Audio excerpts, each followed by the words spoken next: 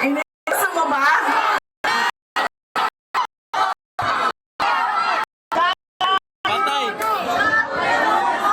Yan! Ang example. Ang sample. Nang!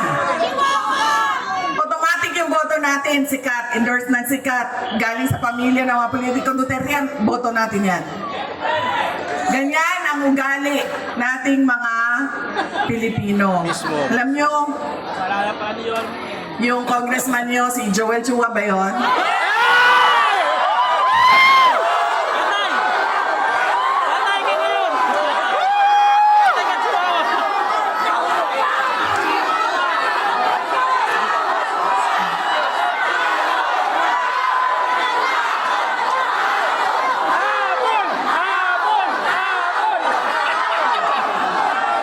Sabi nung isang kaibigan ko na tiga Cebu, na kaibigan din niya. Sabi niya, pare, bakit mo naman ginaganyan si Sara? Wala naman niyang ginawa sa iyo. Sinisira mo ang pangalan. Sabi niya doon sa kaibigan namin, putang ina pare, hindi ko naman kilala si Sara at hindi niya ako kilala. So ano bang pakialam ko sa kanya? Utang inyara rin. Andito ako ngayon sa distrito niya. Hamunin mo!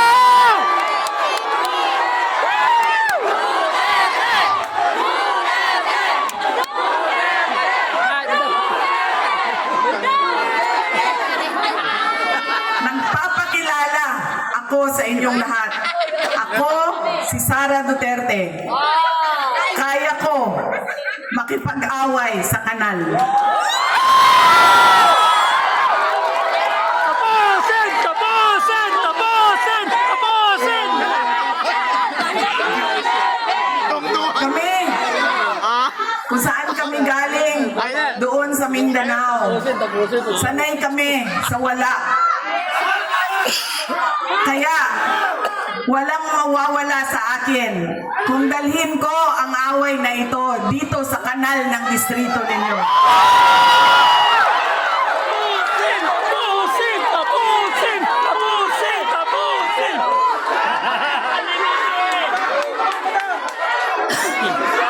Mga sis, saan kayo galing?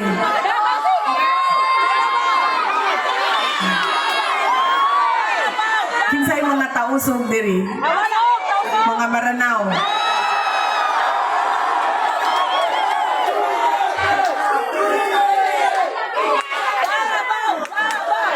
Kinsay mga Bisaya?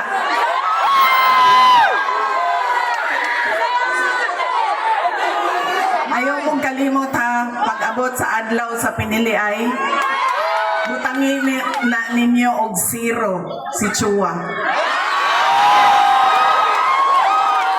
Tapusin! Tapusin! Tapusin! Tapusin! Tapusin! Tapusin! Pangalawa, sikat na apelido, pamilyang politiko, automatic ang boto natin. Pangatlong ugali ng mga Pilipino sa pagpili ng kanilang mga leader. Kung sino yung may pera at bumibili ng boto, ay ibinibigay natin ang ating pagkatao sa kanila. Alam nyo, galing akong Bacolod, galing akong Manila, kahapon, Quezon City, tinatanong ko ang mga tao, magkano ba ang bilihan ng boto?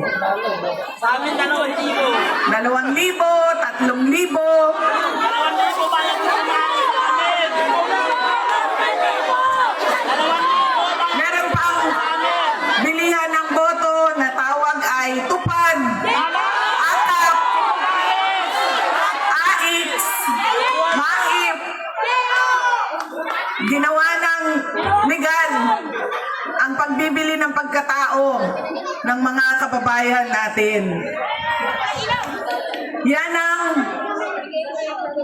ugali natin. Kung sino yung magbabayad, bibigay ko sa kanya ang boto niya. Tanggapin natin ang pera.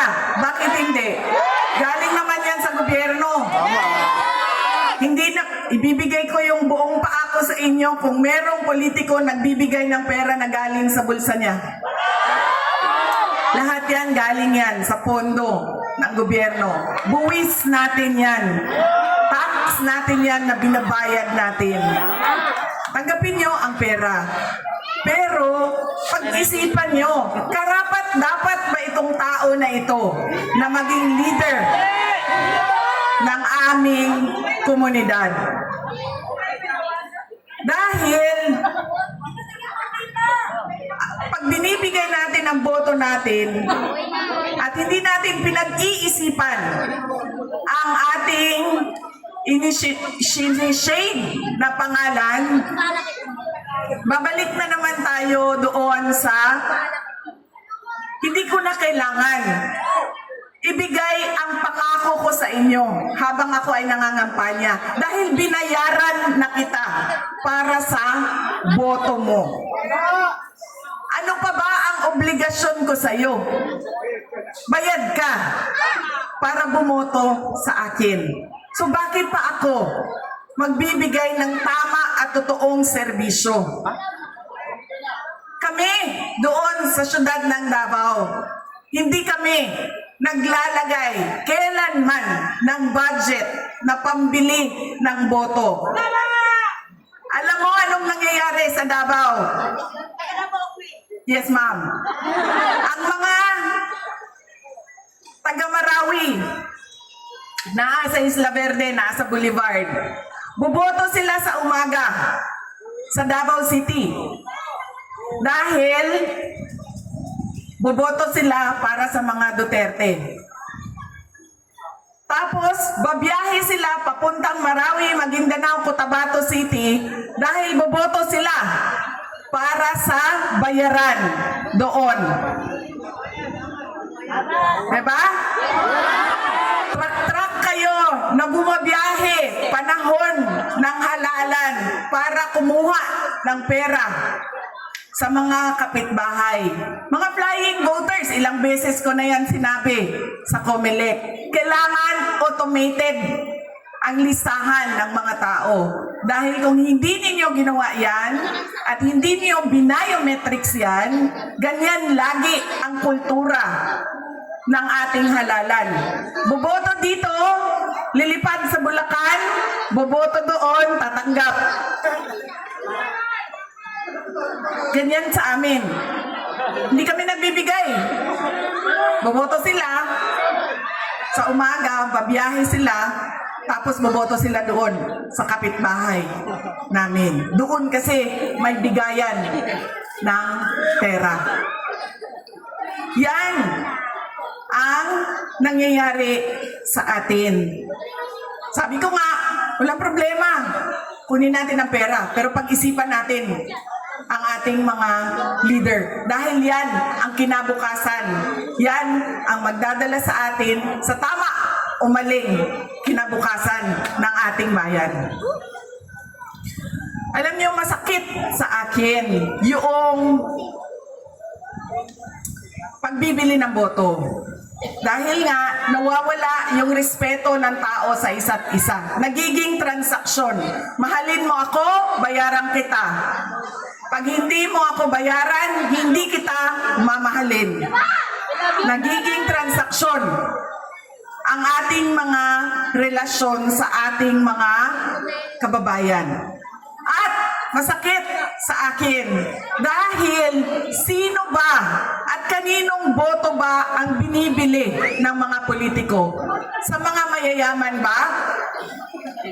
Sa mga mataas ba ang trabaho at natapos? Mga doktor, binibili ba ng 2,000 ang kanilang boto? Mga engineer na kumikita ng 1,000,000 isang buwan, binibili ba ng 2,000 ang kanilang boto? Hindi.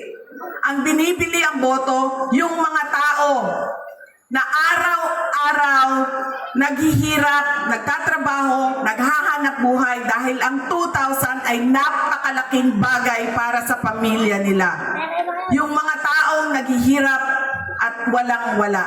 Masakit yun.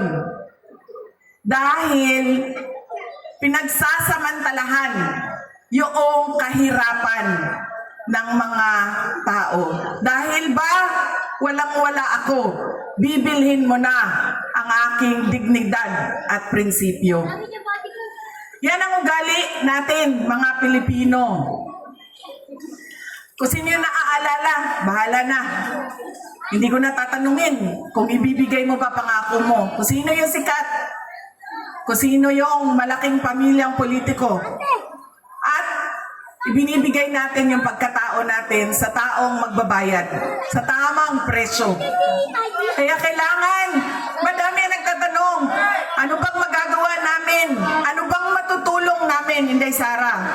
Wala na kayong matulong sa akin. Tumulong na kayo. Ginawa niyo na akong pangalawang pangulo ng ating bayan. Gawin niyo maraming presidente. Oh, sa susunod yun, sir. Pero sandali lang, sir. Nandito muna tayo. Huwag niyong kalimutan, hindi ako kandidato. Botante ako ngayong eleksyon na ito. Nagpapaalala ako sa inyo kung ano yung dapat gawin natin. Baguhin natin ang ugali natin sa pagboto ng mga kandidato. Ilang araw na ako umiikot sa iba't ibang lugar sa Visayas. Baka dahil naging 20 pesos yung bigas doon dahil umikot ako doon, galing ako sa Marlete. Ngayon lang ako napaisip pa.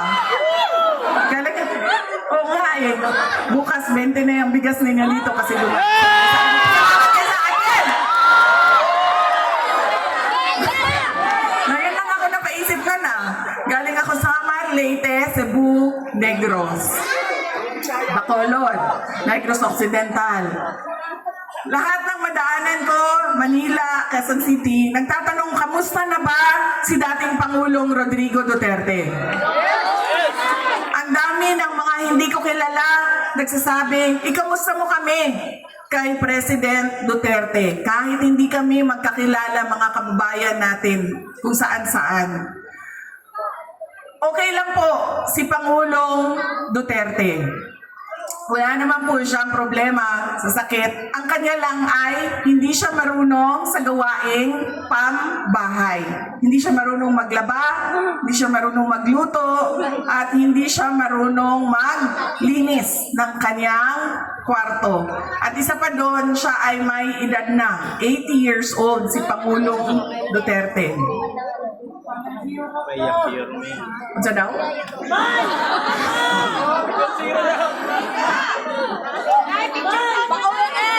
Sabi ko sa kanya, alam mo ang pinakamadali dyan? Itlog na lang, halu-haluin mo lang yan, dagdagan mo ng asin at paminta, tapos lutuin mo sa mantika, okay na yan. Sabi niya sa akin, hindi nga ako marunong magpakulo ng tubig. Magpaluto ka pa ng itlog. Yun lang naman ang kanyang challenges o nahihirapan siya doon sa loob. Noong may Coke Zero doon sa supply kasi may vendo siya. May vendo sila. Kanina tumawag siya sa akin. Ganun pa rin, kinakamusta ko siya. Kamusta ba? May nararamdaman ka ba? Masakit ang ulo mo, masakit ang tuhod mo. Sabi niya, hindi. Masakit lang ang aking puso. Sabi ko, sabihin mo sa doktor. Sabi niya, bakit masakit ang puso mo? Sabi niya, ay, nawala na kasi ang mga girlfriend ko.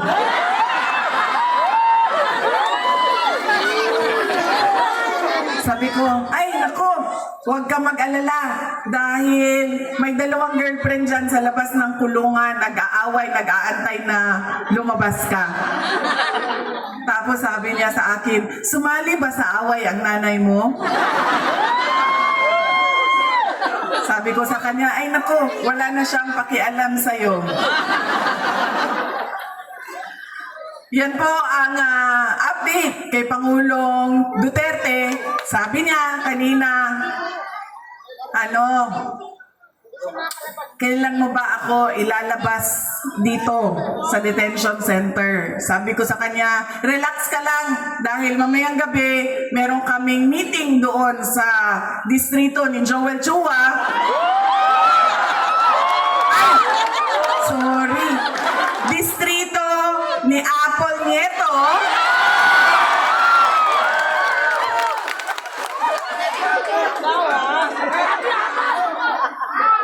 At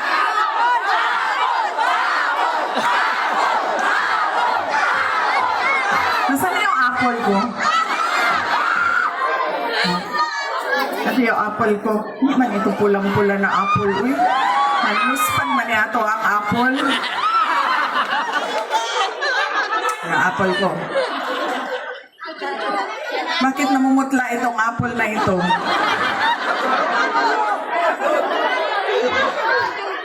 Ha?